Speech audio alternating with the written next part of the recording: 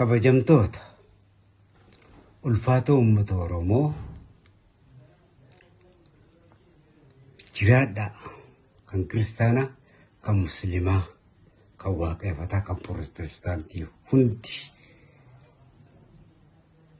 kan sabaa sablammii hundi kan Itoophiyaa hundi kan Afrikaa hundi kan Oromiyaa hundi kan addunyaa hundi dhalli namaa haa jiraatu. Ani kabajamoo obbo Yaadataa Junaydii waa hunda kan ka'e naatu siif cufanaan jedhanii jiru. Obbo Yaadataadhaaf Rabbi naa kadhadhaa akka amantii keessanitti naa galatoomfadhaa. Waa hunda naatu siif cufa jedhanii jiran.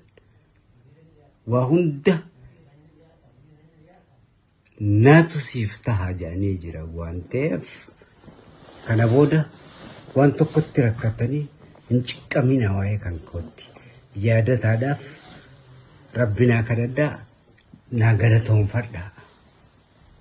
Anilleen maqaa keessaniin maqaa uummata Oromoo kabajamaan maqaa mootummaa Itoophiyaatiin maqaa mootummaa Oromiyaatiin maqaa qabsaa'ota uummata Oromoo hundumaan galateeffadheetiin jira. Isinis naa galateeffadhaa. Dhaan isiniin jaa kabajamoo obbo Yaadataa Junaydii akkuma kaleessa ilkaan kan kootolchanitti arraas fayyadama kiyyaaf waa hunda kan keenatu cufa jedhanii beellama naa seenanii jiru.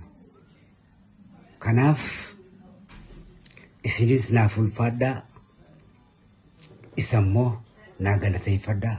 Bye bye.